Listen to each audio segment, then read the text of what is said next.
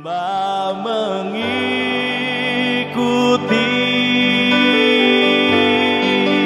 kehendak-Mu ya Bapa.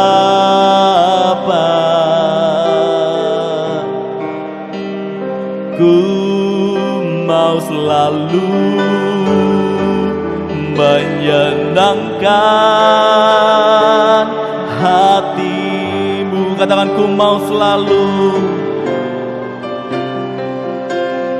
Ku mau selalu menyenangkan hati-Mu. Katakan, ku mau selalu. Ku mau selalu menyenangkan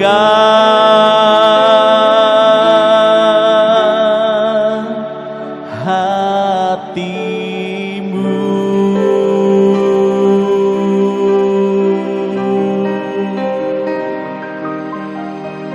Baiklah Bapak Ibu Saudara sekalian, sesudah kita memuji memuliakan Tuhan, bersyukur menyembah Tuhan, kita akan berdoa sebelum membaca, mendengar, merenungkan firman Tuhan.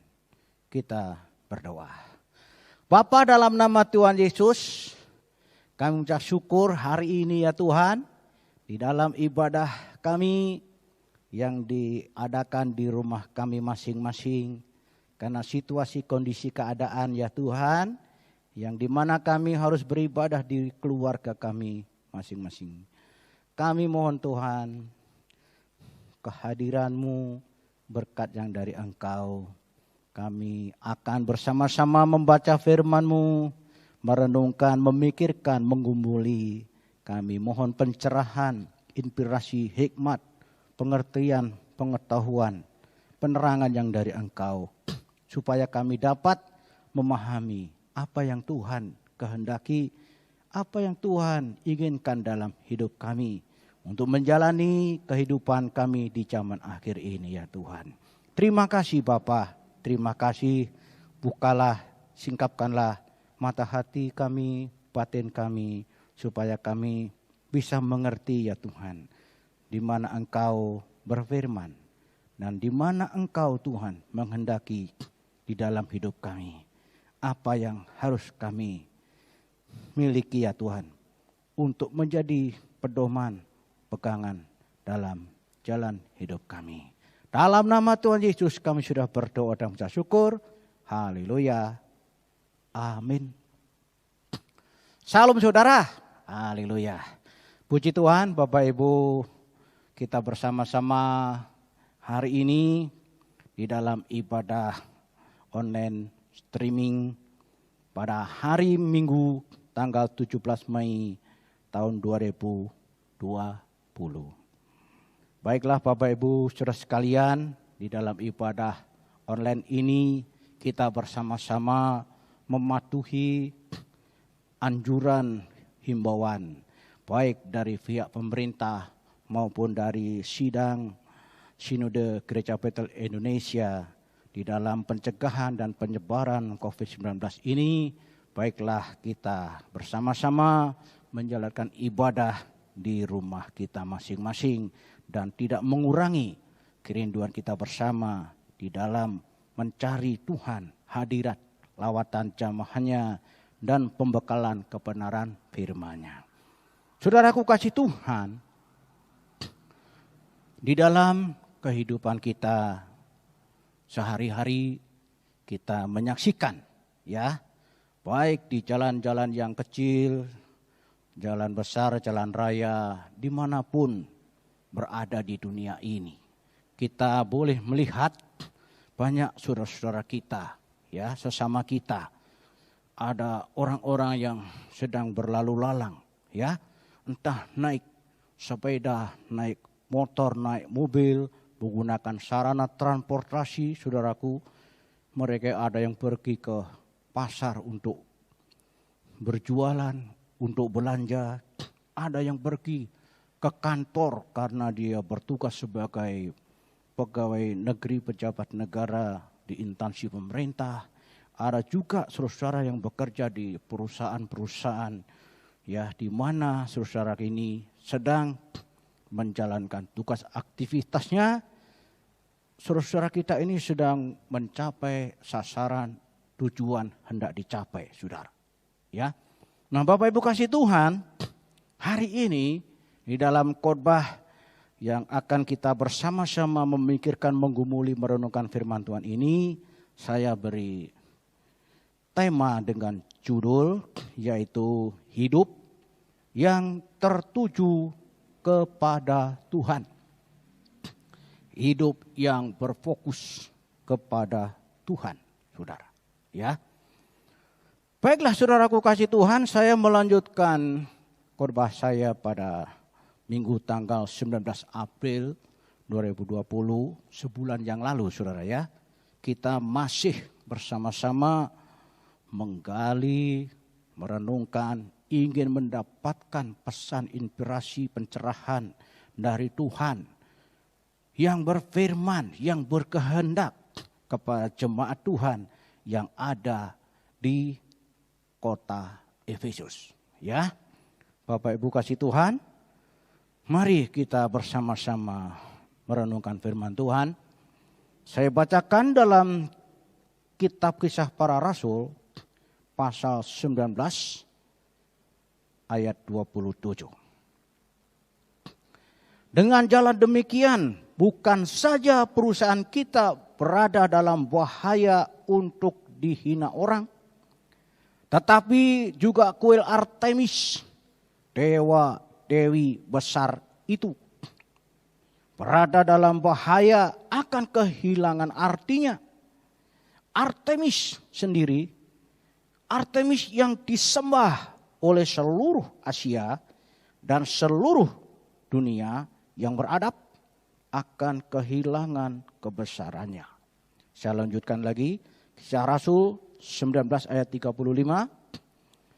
Akan tetapi panitera kota menenangkan orang banyak itu dan berkata, "Hai orang Efesus, siapakah di dunia ini yang tidak tahu bahwa kota Efesuslah yang memelihara baik kuil Dewi Artemis yang maha besar maupun patungnya yang turun dari langit?" Bapak Ibu kasih Tuhan, hari ini kita bersama-sama ingin mendapatkan pencerahan dari Tuhan, di mana Tuhan berkarya, bekerja, membentuk, memproses, mengarahkan, membimbing kepada suatu sasaran, yaitu hidup yang tertuju kepada Tuhan melalui hambanya Rasul Paulus ini. Ya. Jadi sidang jemaat kasih Tuhan, kalau kita melihat Bapak Ibu kasih Tuhan, keadaan di mana umat Tuhan, gereja Tuhan di Efesus ini, mereka mempunyai latar belakang bukan orang percaya kepada Tuhan Yesus. Mereka adalah orang-orang yang beribadah, mengimani, menyembah berhala, yaitu Dewi Artemis yang diyakini turun dari langit patungnya. Dan Dewi Artemis ini sangat dipuja-puja, baik di Efesus bahkan seluruh Asia di Eropa ya, dan seluruh dunia yang beradab saat itu Bapak Ibu. Bukan hanya dipuji, disembah, diagungkan, dimuliakan Dewi Artemis ini, tetapi ternyata Bapak Ibu kasih Tuhan, kerajaan Romawi yang merupakan kerajaan yang berkuasa di muka bumi, kerajaan yang paling kuat, paling hebat saat itu Bapak Ibu kasih Tuhan, dia menamakan dalam bahasa Latin yaitu Dewi Diana, ya, yang diakui, yang diyakini memberkati kerajaan Romawi dengan segala kemakmuran dan segala kemewahan dan segala kemenangan demi kemenangan, sehingga bangsa-bangsa di dunia saat itu, zaman itu, tidak ada yang bisa mengalahkan kerajaan Romawi. Menjadi bangsa, menjadi kerajaan yang terkuat di muka bumi saat itu, kerajaan Romawi. Bapak Ibu kasih Tuhan, sidang jemaat, kota Efesus ini merupakan kota keempat di kerajaan Romawi yang merupakan kota metropolitan, kota yang maju dengan segala bisnis perdagangannya, dengan segala kemakmuran-kemakmuran yang ada, merupakan kota yang sukses di Efesus ini. Di mana Rasul Paulus dengan hikmat dari Tuhan tahu betul situasi keadaan jemaat orang percaya gereja Tuhan yang ada di Efesus ini. Dengan hikmat dari Tuhan, bagaimana Rasul Paulus mengarahkan, membimbing, menginspirasi jemaat di Efesus ini supaya berbalik. Dari percaya kepada Dewi Artemis, percaya kepada Tuhan Yesus. Dari menyembah Dewi Artemis, dia menyembah kepada Tuhan Yesus. Dari berkat Dewi Artemis, dia percaya mendapat berkat dari Tuhan Yesus. Itu bukan perkara yang mudah, Bapak Ibu. Seperti membalikkan tangan. Tetapi Rasul Paulus dengan kerinduannya mengarahkan umat Tuhan, gereja Tuhan yang ada di Efesus ini, supaya jemaat Tuhan di Efesus ini mendapatkan pengertian pencerahan dari Tuhan melalui firman-Nya, melalui hamba-Nya Rasul Paulus ini. Bapak Ibu kasih Tuhan. Kapan dan di mana kitab Efesus ditulis? Bapak Ibu, Rasul Paulus menyatakan bahwa dia adalah seorang tahanan saat dia menulis surat tulisan firman Tuhan ini kepada jemaat di Efesus. Dapat dibaca dalam kitab Efesus pasal 3 ayat 1, pasal 4 ayat 1, pasal 6 ayat 20. Kitab Efesus telah ditulis selama Rasul Paulus dalam pemenjaraan di Roma sekitar tahun 60 sampai 62 Masehi. Rasul Paulus dikenakan tahanan rumah, namun dia memiliki kebebasan untuk menerima pengunjung dan mengabarkan Injil. Dapat dibaca dalam Kisah Rasul pasal 28 ayat 16 sampai 31. Saudaraku kasih Tuhan, Rasul Paulus dengan hikmat dari Tuhan menuliskan tulisan surat firman Tuhan ini disampaikan kepada jemaat yang ada di Efesus. Dia mengutus anak rohaninya namanya Tikhikus, Bapak Ibu kasih Tuhan, ya. Efesus 6 ayat 21, supaya kamu juga mengetahui keadaan dan hal ikhwalku. Maka Tikhikus, saudara kita yang kekasih dan pelayan yang setia di dalam Tuhan, akan memberitahukan semuanya kepadamu. Bapak Ibu kasih Tuhan.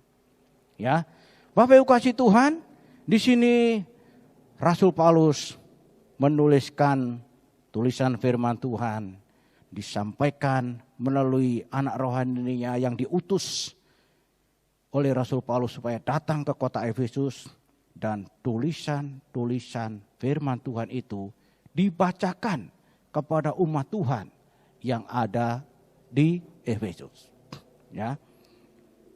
Demikian firman Tuhan, Efesus pasal 1 ayat 7. Sebab di dalam Dia dan oleh darahnya kita beroleh penebusan, yaitu pengampunan dosa, menurut kekayaan kasih karunia-Nya. Pasal 1 ayat 18. Dan supaya Ia menjadikan mata hatimu terang, agar kamu mengerti pengharapan apakah yang terkandung dalam panggilannya, betapa kayanya kemuliaan bagi yang ditentukannya bagi orang-orang kudus.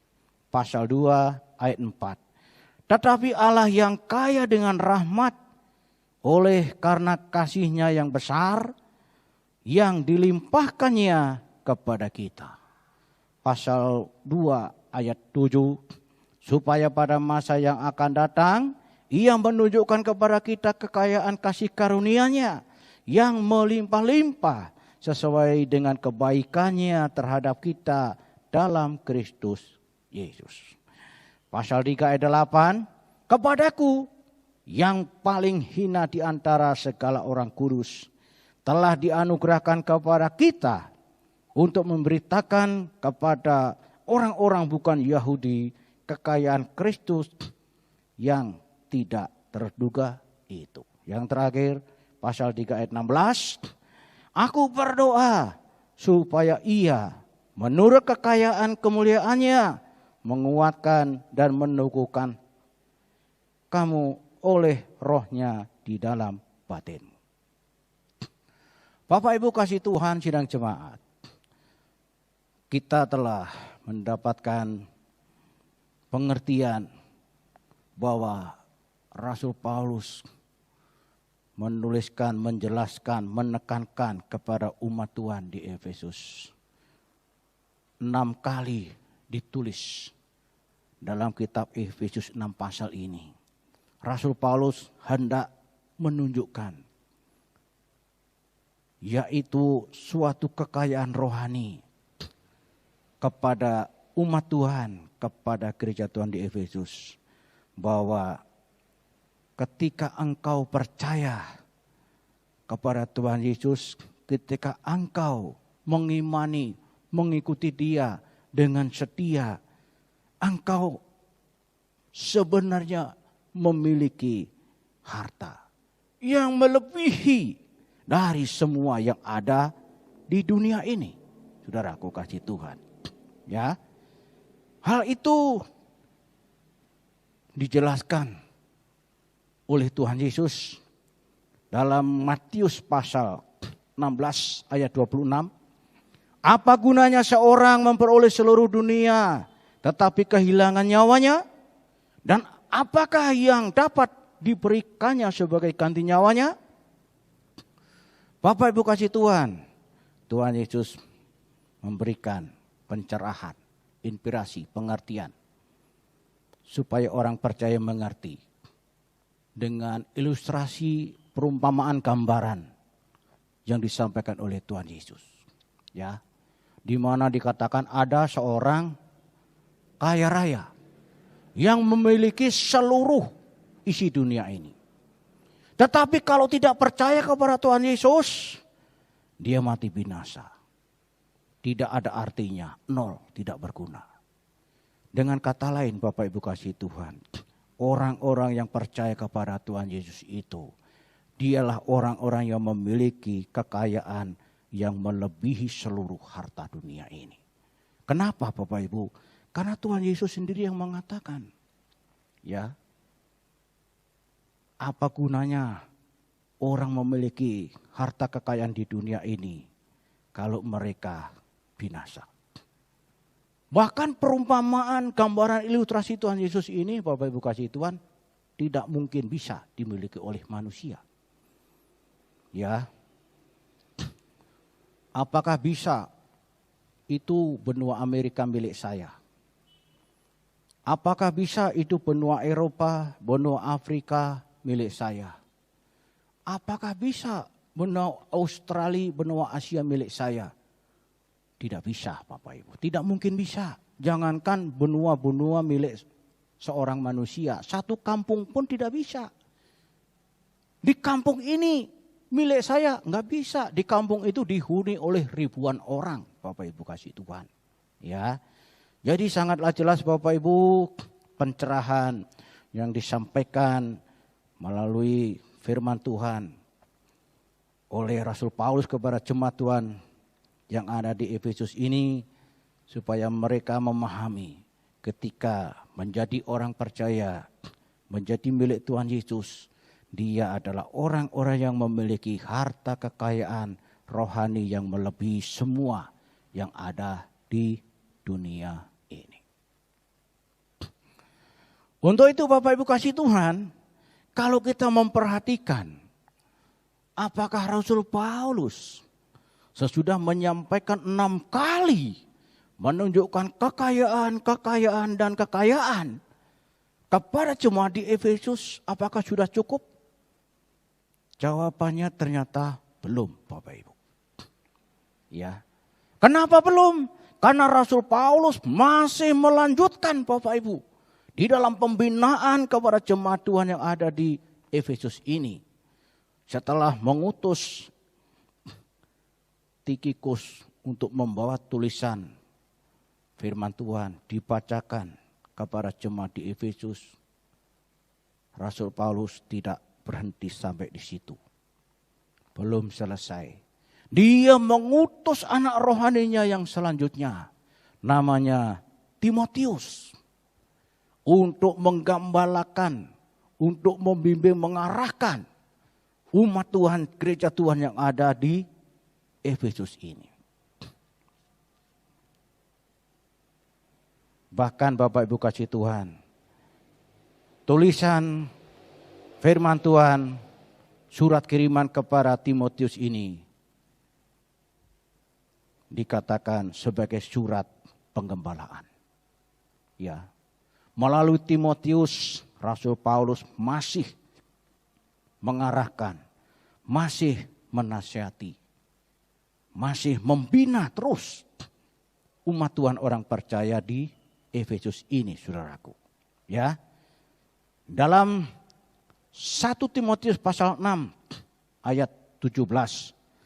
Peringatkanlah kepada orang-orang kaya di dunia ini agar mereka jangan tinggi hati dan jangan berharap pada sesuatu yang tak tentu seperti kekayaan, melainkan pada Allah yang dalam kekayaannya memberikan kepada kita segala sesuatu untuk dinikmati. 1 Timotius pasal 6 ayat 18. Peringatkanlah agar mereka itu berbuat baik, menjadi kaya dalam kebajikan, suka memberi dan membagi. 1 Timotius pasal 6 ayat 7, sebab kita tidak membawa sesuatu apa ke dalam dunia, dan kita pun tidak dapat membawa apa-apa keluar. Bapak Ibu kasih Tuhan, melalui anak rohaninya Timotius, Rasul Paulus menasihati terus, memproteksi, menghendaki, mengarahkan jemaat di Efesus mempunyai sasaran, supaya orang-orang yang sukses, orang-orang yang kaya, orang-orang yang berhasil secara materi, secara duniawi ini, supaya jangan tinggi hati, jangan sombong karena kekayaannya. Tetapi justru apa saudaraku yang harus dilakukan? Supaya ia berbuat baik, supaya ia suka memberi dan membagi, artinya menjadi berkat bagi banyak orang, saudaraku kasih Tuhan. Ya, hidup menjadi berkat bagi banyak orang. Dengan harta kekayaannya itulah umat Tuhan di Efesus diarahkan, dinasihati supaya menjadi berkat hidupnya. Bahkan Bapak Ibu kasih Tuhan, melalui Timotius ini Rasul Paulus menyadarkan kepada jemaat yang ada di Efesus dan kepada semua orang percaya bahwa manusia datang ke dalam dunia tidak membawa apa-apa, saudara. Tidak ada seorang pun manusia yang lahir ada sehelai benang dalam tubuhnya, tidak ada. mau laki mau perempuan, semua telanjang Bapak Ibu. Tidak membawa apa-apa. Bahkan ketika manusia itu mati, maka manusia juga tidak bisa membawa apa-apa. Kalau dia mati mengalami musibah, kecelakaan di jalan raya, kalau tidak ada orang yang menggotong dia, kalau tidak ada orang yang membawa dia ke rumah kedukaan dan dimakamkan, dia akan menjadi bangkai di pinggir jalan. Tidak ada yang bisa dibawa. Manusia ketika mati, dia dibawa ke lubang kubur. Ukurannya lebar 1 meter, panjangnya 2 meter. Dan tidak ada yang bisa dibawa. Ya. Bahkan Bapak Ibu kasih Tuhan, Tuhan Yesus pun juga menasehati kepada semua orang percaya. Dalam Lukas 12 ayat 19 sampai 21. Sesudah itu aku akan berkata kepada jiwaku, jiwaku, ada padamu banyak barang tertimbun untuk bertahun-tahun lamanya. Beristirahatlah, makanlah, minumlah, bersenang-senanglah. Tetapi firman Tuhan kepadanya, hai engkau orang bodoh, pada malam ini juga jiwamu akan diambil daripadamu. Dan apa yang telah kau sediakan, untuk siapakah itu nanti? Demikianlah jadinya dengan orang yang mengumpulkan harta bagi dirinya sendiri, jikalau ia tidak kaya di hadapan Allah. Bapak Ibu kasih Tuhan. Itulah hal yang penting untuk kita menyadari bahwa hidup di dunia ini supaya kita mengerti dengan baik. Supaya kita memiliki sasaran, fokus di dalam kita mengikut Tuhan. Pengalaman yang terjadi kepada umat Tuhan, gereja Tuhan di Efesus, itu juga terjadi dalam hidup kita. Kalau jemaat Tuhan di Efesus berfokus kepada hal-hal duniawi, berfokus kepada harta, kekayaan, kemewahan, keberhasilan, kesuksesan, kemakmuran, kemegahan, ketenaran, popularitas dunia, bersenang-senang secara duniawi. Bapak Ibu kasih Tuhan, kita pun juga menghadapi tantangan, pencobaan, kesempatan, hal-hal seperti itu. Jadi Bapak Ibu kasih Tuhan, mari kita pelajari bersama-sama. Apa yang sebenarnya tentang harta, kekayaan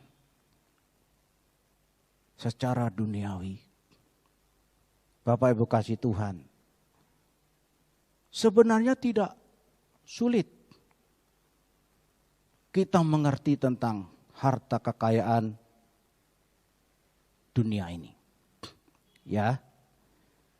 Seperti becak, sepeda, motor, mobil, semua alat sarana transportasi, punya kebun, punya sawah, punya peternakan, punya banyak uang, punya emas, intan, berlian.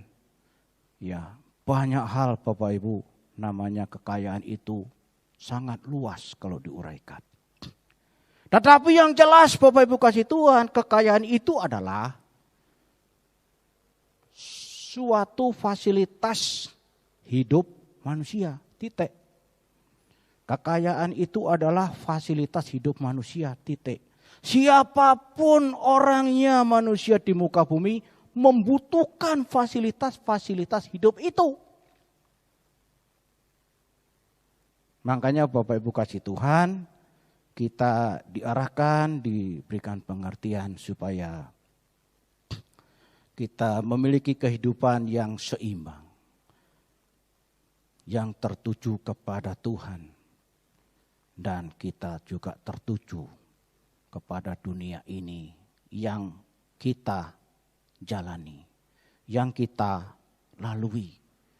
Di mana Bapak Ibu, selama kita hidup di dunia ini, kita bersama-sama membutuhkan fasilitas kebutuhan hidup yang namanya harta kekayaan itu. Bapak Ibu kasih Tuhan, bagaimana caranya hidup yang tertuju kepada Tuhan? Di dalam 1 Korintus 7 ayat 29 sampai 31. Saudara-saudara, inilah yang kumaksudkan, yaitu waktu telah singkat. Karena itu dalam waktu yang masih sisa ini, orang-orang yang beristri harus seolah-olah mereka tidak beristri. Dan orang-orang yang menangis seolah-olah tidak menangis.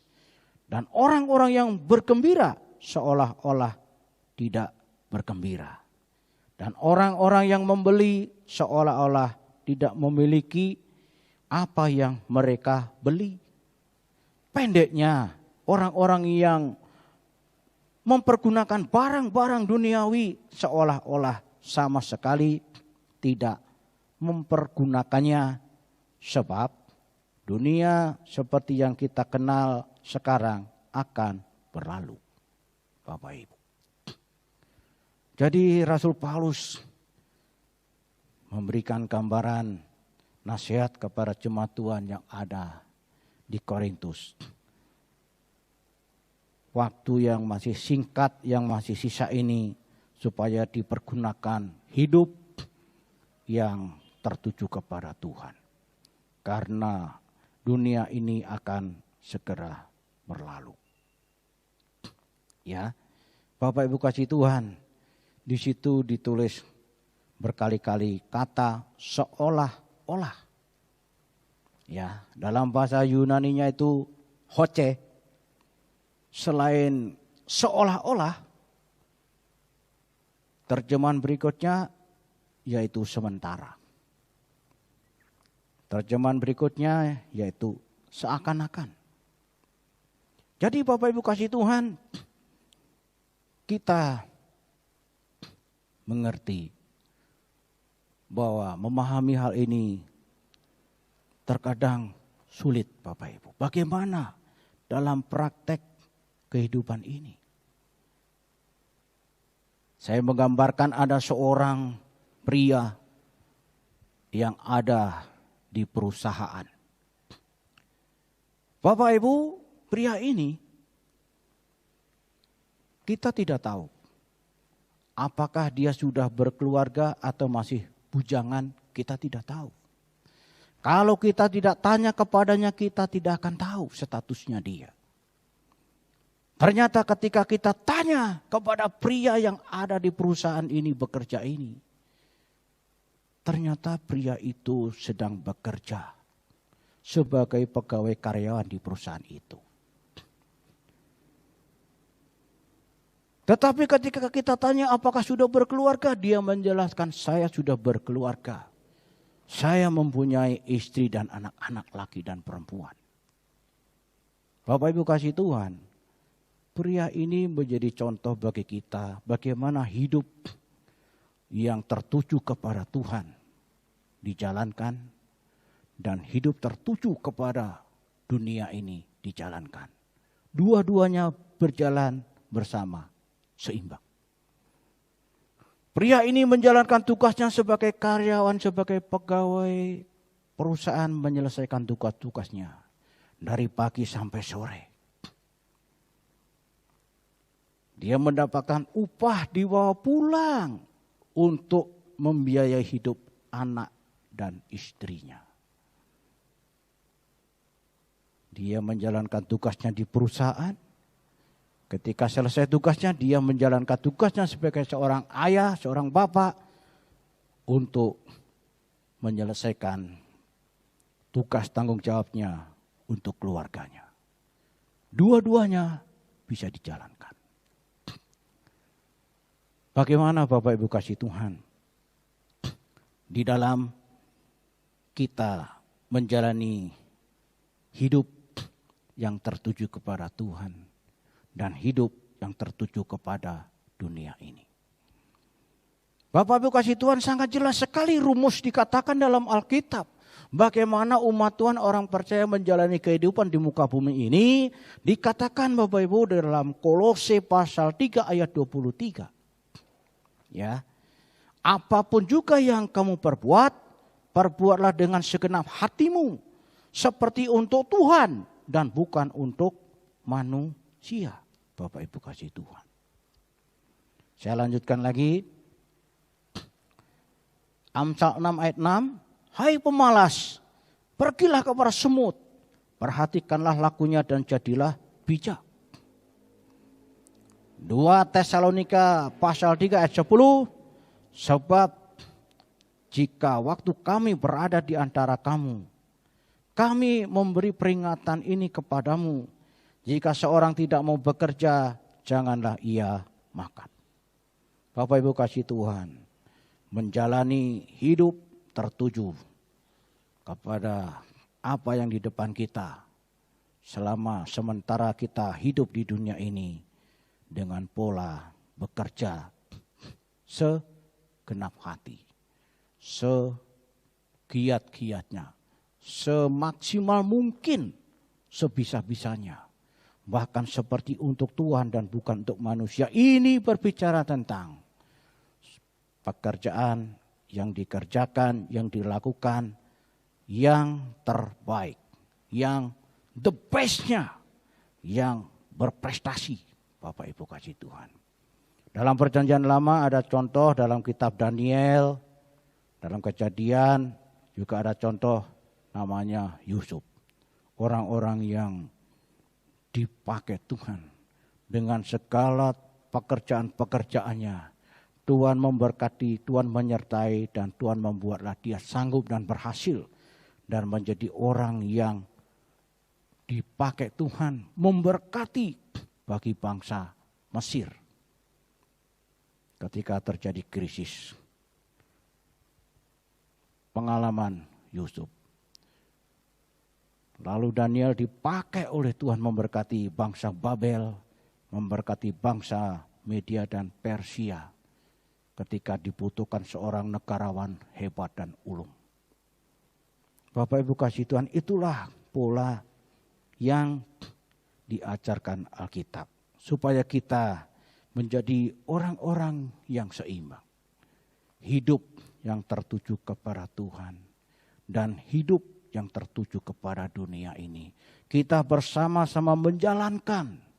Berjalan seiring bersama. Bagaimana kita hidup tertuju kepada Tuhan, Bapak Ibu? Yaitu dengan kita memiliki iman yang teguh kepada Tuhan kita. Kepada Yahweh Elohim.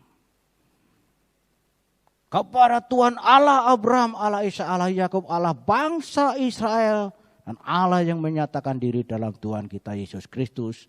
Melalui Roh Kudusnya yang ada di dalam kita, Dia menyertai kita di dunia ini. Bapak Ibu kasih Tuhan. Untuk itu, mari kita jaga mata hati kita. Mata batin rohani kita, iman kita tetap tertuju kepada Tuhan. Apapun yang terjadi dalam dunia ini, kita tetap setia mengiring Tuhan. Bahkan kita lebih dalam lagi di dalam kita mengiring Tuhan. Dengan ungkapan nyanyian yang mengantarkan kita supaya kita lebih sungguh-sungguh mengiring Tuhan.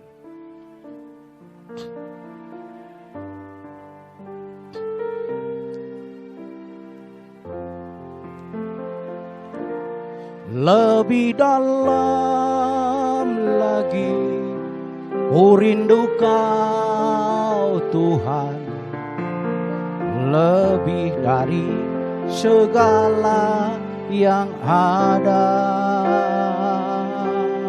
Lebih dalam lagi ku cinta Kau Yesus, ku mengasihimu. Lebih dalam lagi ku rindu Kau Tuhan, lebih dari segala yang ada. Lebih dalam lagi ku cinta Kau Yesus, ku mengasihimu. Kaulah segalanya, oh Kaulah segalanya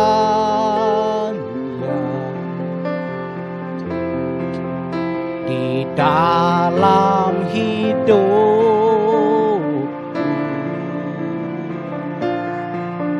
Kerajaanmu, kebenaranmu, itu bagian.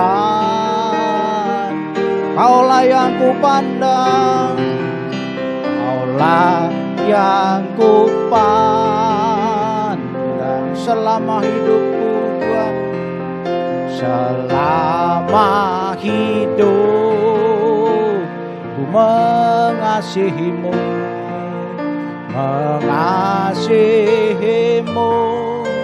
memuliakanmu, Bapa dan Rajaku.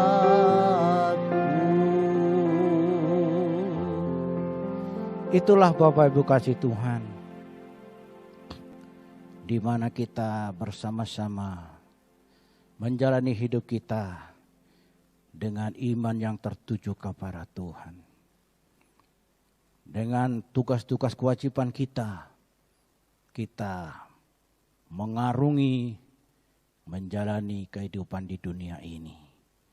Dan selanjutnya Bapak Ibu yang terakhir, yaitu apakah dampaknya ketika kita memiliki hidup yang tertuju kepada Tuhan dan firman-Nya, Bapak Ibu. Ya. Saya membacakan dalam kitab Keluaran pasal 2 ayat 23. Lama sesudah itu matilah Raja Mesir. Tetapi orang Israel masih mengeluh karena perbudakan, dan mereka berseru-seru sehingga teriak mereka minta tolong karena perbudakan itu sampai kepada Allah. Bapak Ibu kasih Tuhan, dalam Keluaran pasal 12 ayat 40, bangsa Israel menjalani perbudakan di Mesir, yaitu 430 tahun lamanya.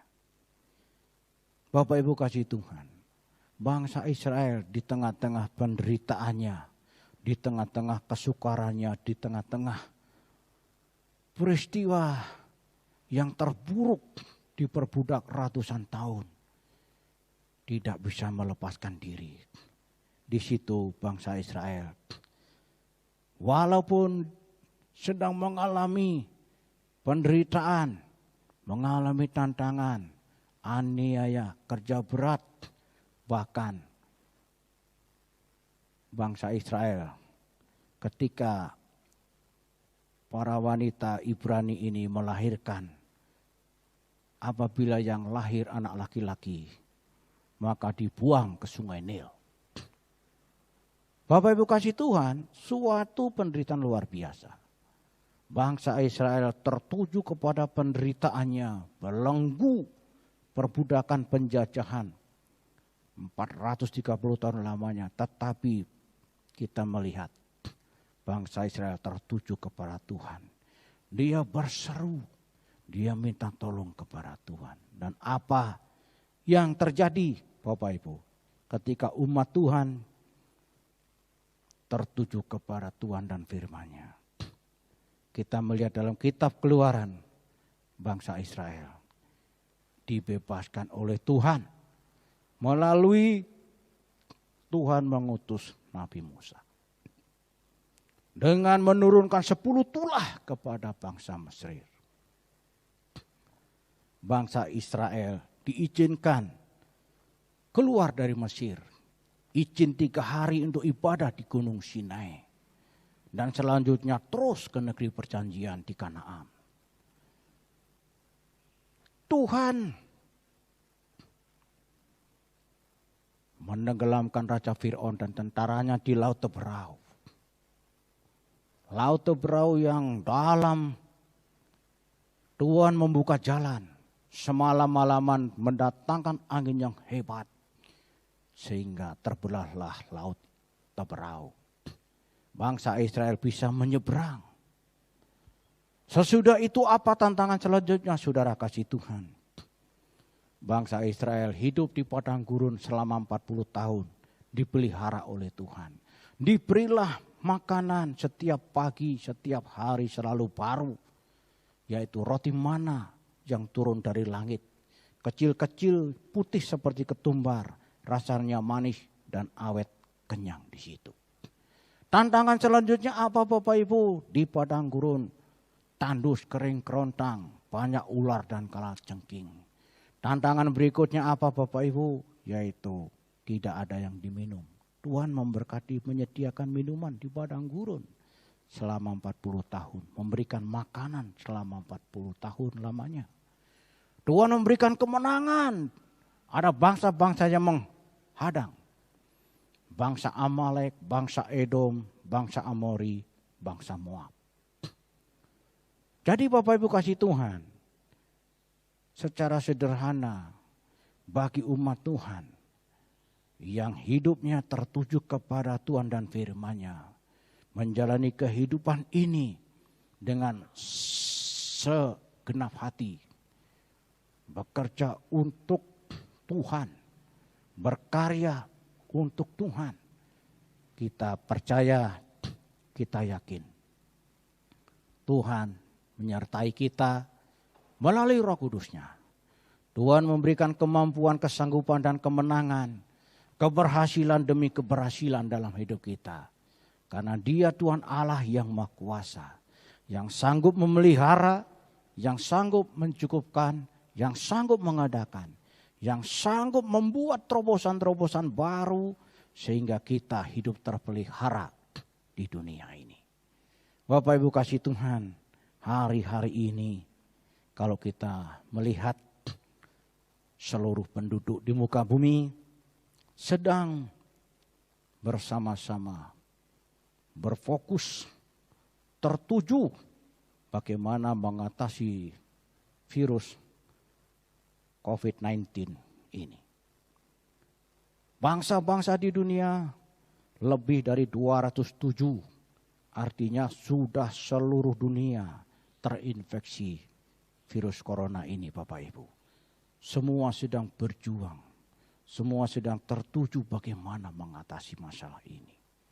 Bapak Ibu kasih Tuhan, kita juga harus melakukan tugas-tugas kita di zaman akhir ini Bapak Ibu. Kalau kita harus memakai masker, pakailah masker itu. Kalau kita harus memakai sanitizer untuk kebersihan tangan, untuk mematikan virus bakteri, kita harus pakai sanitizer itu. Kalau kita harus menjaga jarak, kita harus lakukan itu juga. Kalau kita harus pakai termoscan, alat pengukur suhu badan, kita lakukan. Apa yang tugas-tugas kita jalankan. Dan lebih daripada itu Bapak Ibu, kita menyerahkan kepada Tuhan yang memiliki kehidupan kita. Kita percaya oleh kuasa darah Tuhan Yesus yang melindungi kita, yang menjaga kita. Bapak Ibu kasih Tuhan, sehingga kita hidup di saat ini tidak dibelenggu oleh ketakutan, tidak dibelenggu oleh kekhawatiran, kecemasan, dan keraguan dan kebimbangan. Karena situasi keadaan dunia sudah seperti ini. Tetapi nasihat firman Tuhan, supaya kita menjadi umat Tuhan, memiliki kehidupan yang tertuju kepada Tuhan. Dan percayalah akan kasih Tuhan, akan janji firman-Nya, akan penyertaannya dan pertolongannya. Dia Tuhan sungguh sangat mengasihi kita. Amin.